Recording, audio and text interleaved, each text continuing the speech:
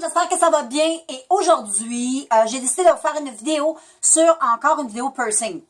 Parce que, voilà une semaine, ça va faire une semaine aujourd'hui, non, ça a fait une semaine hier, le lundi, que je me suis fait percer le sein, le nichon, le téton. Donc, appelez-le comme vous voulez. Je me suis fait percer cela et puis j'avais envie de vous parler de mon expérience.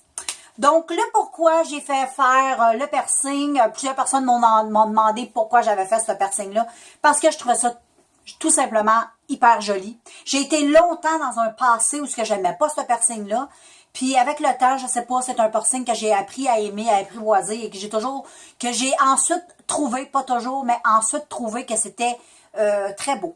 Donc, je l'ai fait, j'ai sauté le coup et toute ma vie, je me suis dit que jamais, jamais je ne ferais ce piercing-là parce que ça doit faire excessivement mal. J'avais écouté des vidéos sur YouTube pour me renseigner un peu, mais il ne faut jamais se fier aux commentaires des gens parce que chaque personne, on est extrêmement différente dans la tolérance de la douleur. Un piercing, comme moi, j'ai eu le septum, beaucoup de gens ont trouvé que ça faisait très mal. Moi, j'ai absolument rien senti.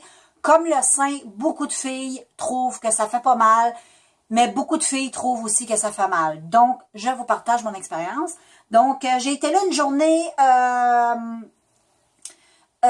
toute seule avec mon chum. J'ai décidé de me le faire percer et je suis arrivée là. Et moi, je suis quelqu'un, quand je me fais percer, j'aime pas quand ça drette. Et ce que j'aime, c'est que mon perceur brette pas non plus. Donc, il m'a dit, au début, il m'a mis debout. Il a mesuré un petit peu la tige qu'il me fallait. Il a fait des petits points pour visualiser un peu où ce qu'il mettrait le piercing. Et ensuite, il m'a dit de m'allonger, d'enlever mon chandail, c'est sûr, pour qu'il puisse voir mon sein. Hein. Et puis, j'ai fait percer le côté droit parce que le côté gauche, je tatouais et je trouvais que ça faisait comme un beau... je trouvais que mon sein droit manquait quelque chose. Donc, avec un piercing, je trouve que ça fait un bel équilibre.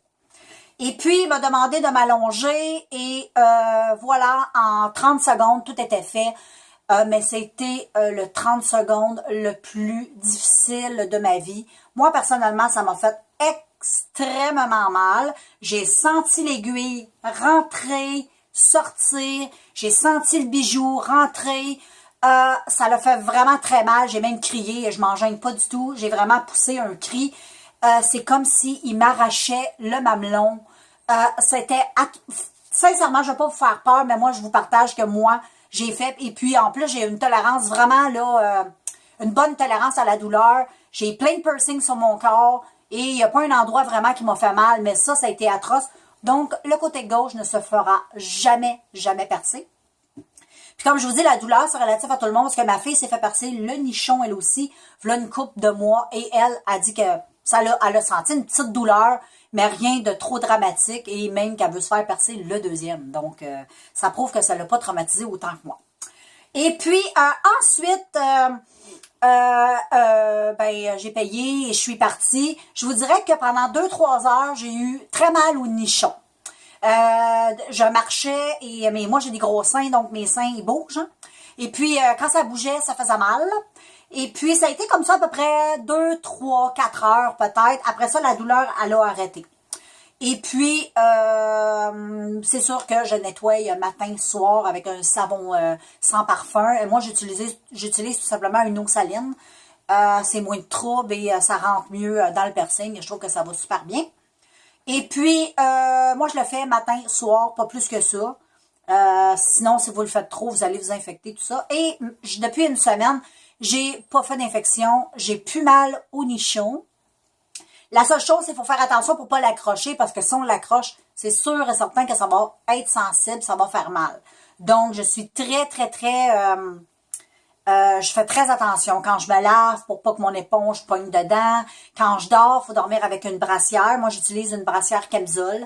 Il faut changer de brassière à tous les jours. Ça, c'est correct pour pas infecter le piercing, tout ça. Je dors avec ma brassière camisole. Et puis, jusqu'à maintenant, ça va super bien. J'ai rien à dire. Mon mamelon, il a été un petit peu enflé. Il a désenflé assez vite. La couleur n'a pas changé. Il y en a qui vont former un petit bleu. Moi, j'ai pas eu ça. Donc, vraiment, je suis chanceuse. Je trouve que pour une semaine, ça va vraiment bien. Et plus que les jours vont aller, mieux que ça va être. Et La guérison, je crois que ça va jusqu'à 8, 9 mois, 1 an même. Donc, moi, qu'est-ce que je vais faire? Je vous l'ai déjà expliqué, je fais tout le temps ça. J'attends vraiment la guérison complète avant de changer le piercing. J'ai toujours fait ça et ça m'a sauvé des infections et des problèmes comme ça. Je veux pas dire qu'on s'infecte, mais des fois, quand on le change trop vite, ben, on peut s'infecter. Et anyway, ça, c'est quelque chose de personnel. Vous faites ce que vous voulez avec vos piercings. Moi, je fais juste partager mon expérience. Donc, je vais le garder au moins 1 an. Je vais garder celui-là pendant 1 an pour être sûr qu'il ne se referme pas, que tout aille bien, tout ça. Et puis, moi, j'ai la tige et non l'anneau. L'anneau, c'est un petit peu moins conseillé parce que ça peut être un petit peu plus accrochant. Tandis que la pin, ben, c'est un petit peu moins accrochant. Donc, voilà, j'avais juste envie de vous partager ça avec vous autres et je vais vous revenir à peu près dans 1 mois pour vous dire s'il y a eu des changements, des complications ou si tout simplement ça l'a bien guéri. Donc, j'espère que ça vous a plu, girls. Et puis, si vous avez envie de sauter le pas sur le piercing du nichon téton sein, moi, je le regrette absolument pas. Mais ça l'a fait très mal, comme je vous ai dit, et je ne ferai pas percer le deuxième parce que c'était un traumatique. Donc, je vous laisse et ben, bonne chance si vous subissez ce piercing-là.